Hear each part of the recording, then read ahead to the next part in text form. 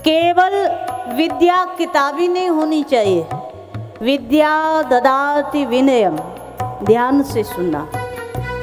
हमने केवल किताब पढ़ पढ़ करके डिग्री हासिल कर ली तो हमने कुछ ज़्यादा नहीं पाया है। हमारा सनातन कहता है विद्या, सही विद्या वो है जिसमें नमन आ जाए, जिसमें झुकना आ जाए, जिसमें नम्रता आ जाए, जिसमें शिष्टाचार आ जाए, वो सही विद्या है। विद्या ददाति विनयम। आज उल्टा हो गया।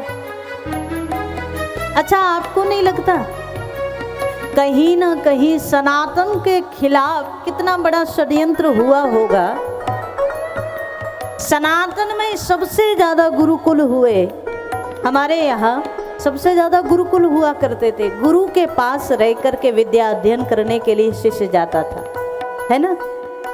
लेकिन धीरे धीरे धीरे धीरे वो सब गुरुकुल खत्म कर दिए गए। ये कोई साधारण घटना नहीं है, कोई बड़ा षड्यंत्र है महाराज। और सावधानी से सुनना, आज भी डिग्री के नाम पर जो हमारे बच्चों को दिया जा रहा है उसमें से संस्कार सब निकाल दिए गए, उसमें से महापुरुषों की जीवनियाँ निकाल दी गई, उसमें गीता रामायण सब निकाल दिया गया। क्या बचा? कहा महाराज केवल और केवल व्यवहारिक और बौद्धिक चीज भर दी गई, केवल और केवल भौतिक चीज भर दी गई, और संस्कार जिससे आने चाहिए वो सब चीज निकाल दी गई। इसीलिए आज जो बच्चे पढ़े लिखे हैं ना, उनसे आप कहो हनुमान चालीसा करो दो तो नाक मुंह सिकोड़ लेते हैं। होता है ना। आप अपने घर में कोई बढ़िया MBBS की डिग्री लेकर के आए बच्चा, उसको कहो कि बेटा मंगलवार को हनुमान जी की पूजा किया करो, हनुमान चालीसा किया करो, सुंदर कांड किया करो। देखो थोड़ी कड़वी बात है लेकिन सच्ची है। वो हनुमान जी की पूजा करने को तैयार होगा? वो आपसे ही प्रश्न करेगा, कौन हनुमान, कौन सा सुंदर कांड, कौन सा हनुमान चालीसा।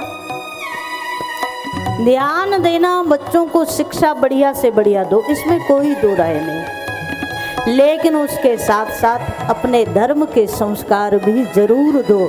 यदि संस्कार नहीं मिलेंगे तो कल यही बच्चे, क्योंकि हमारा सनातन ही तो सिखाता है मातृदेवो भव, पितृदेवो भव, आचार्य देवो भव, अतिथि देवो भव। ये हमारा धर्म ही तो सिखाता है।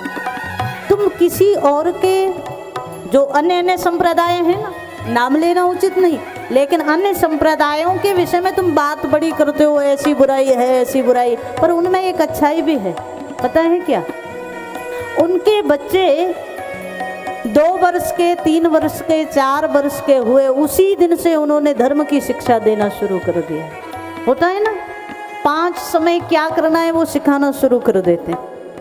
और आपके हमारे घरों में बच्चों को हनुमान चालीसा नहीं आता, हमारे आपके घरों में बच्चों को एक मंत्र नहीं आता। संस्कृत जीवन से चली गई, शास्त्रों का स्वाध्याय जीवन से चला गया। अब माता पिता को ही नहीं आता तो बच्चों को कहाँ से आए? सुबह उठ करके बड़ों को प्रणाम करना ये सनातन का संस्कार है। हमने सिखाया बच्चों को? कहा महाराज नहीं, हमने तो सिखाया ही नहीं। आज के बच्चे रात को 2 बजे 3 बजे सोते हैं और उठते कितने बजे हैं? कोई टाइमिंग है क्या? कहा महाराज कोई टाइमिंग नहीं, कितने बजे उठेंगे।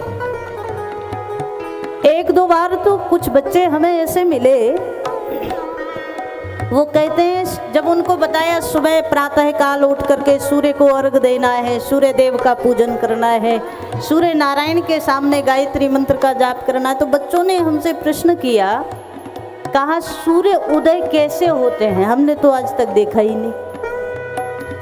सुबह का जो प्रातःकालीन, जो हमारे यहाँ ब्रह्म मुहूर्त का समय कहा गया, प्रातः काल का समय कहा गया, सूर्योदय का समय कहा गया, तो आजकल के बच्चे प्रश्न करते हैं सूर्योदय कब हो जाता है? कुछ पता है? उन्होंने देखा ही नहीं तो उन्हें कैसे पता होगा? और ये सच्ची कथा है महाराज, जो आपके घरों में होना चाहिए वो नहीं हो पा रहा है। बच्चों को यदि आप चाहते हो, और देखो बच्चे भी अगर यहाँ बैठे हैं तो हम व्यासपीठ से एक बात कहें, यदि बच्चे भी चाहते हैं कि सफलता की सबसे श्रेष्ठतम सीढ़ी को वो चढ़ें, ऊंचाई से ऊंचाई तक जाएं, अच्छे से अच्छा पद पाएं, अच्छी से अच्छी विद्या पाएं, बुद्धि पाएं, तो उसके लिए बच्चों को भी एक काम जरूर करना चाहिए। पता है क्या? सुबह प्रातः काल उठ करके भगवान सूर्य को अर्घ देना प्रारंभ कर दो, क्योंकि महाराज सूर्य यदि बलवती होगा तो आपके जीवन में सफलता ही सफलता देगा। और ये चीज़ हम भूल गए, बाद में फिर कहते हैं हमारे बच्चा पढ़ने में मन नहीं लगता, उसका वो पढ़ाई में वीक हो गया, उसके नंबर कम आ गए। कुछ तो करना पड़ेगा। अब सूर्य को अर्घ देना है तो सुबह जागना पड़ेगा, है ना। भगवान श्री राम के संस्कार ये हैं, प्रात काल उठ के रघुनाथा, मात पिता गुरु नावहि मात। सूर्य को अर्घ दो, सूर्य को नमस्कार करो। घर में बुजुर्ग हैं उनको सुबह उठ करके प्रणाम करना ही चाहिए, ये पहला कर्म है। अच्छा, प्रणाम करने से क्या मिलेगा? सबसे पहले तो हम अपने आप को सुधारें, बाद में बच्चों को सुधारें। क्योंकि समस्या ये है, हमने आज तक अपने बड़ों को प्रणाम नहीं किया तो दूसरा क्यों, बच्चे क्यों करेंगे? है ना सच्चाई? अच्छा, कितनी बहू हैं सुबह उठ करके सासू माता के चरण छूने जाती है? एक बार हाथ ऊपर उठाओ जरा। अब संख्या आप देख लो और हाथ आप देख लो। अब ये भी ईमानदारी से उठाया हो ऐसा हम विश्वास करते हैं। अविश्वास ही तो कर सकते हैं। अच्छा, आप लोगों में से कितने लोग हैं जो सुबह सुबह सबसे पहले उठ करके पिताजी को प्रणाम करने जाते हैं, दादाजी को प्रणाम करने जाते हैं? देखा देखी मत उठा देना। श्री राम कथा पूरी की पूरी आप सुनो ना सुनो, कुछ सीखो ना सीखो, पर इतना जरूर सीख लो कि सुबह उठ करके जैसे राम जी का दिन प्रारंभ होता था माता पिता गुरु के चरणों में प्रणाम करके, वैसे ही हमारा भी दिन का प्रारंभ हो माता पिता बुजुर्गों के चरणों में, गुरुदेव के चरणों में प्रणाम करके हमारे दिन का शुभारंभ हो। और एक बात आपको कहें, प्रणाम करने से क्या होता है? प्रणाम करने से जब आप बुजुर्गों के चरणों में झुकते हो ना, आयुर्विद्या यशो बलम, 4 चीज बढ़ती है महाराज आपके जीवन में। आयु बढ़ती है, जिसको आप प्रणाम कर रहे हो वो आपको आशीर्वाद देता है, आयुष्मान भव, है ना। बुजुर्गों के मुख से आशीर्वाद ही निकलेगा महाराज। तो आयु बढ़ती है, विद्या बढ़ती है, बुद्धि बढ़ती है, बल बढ़ता है।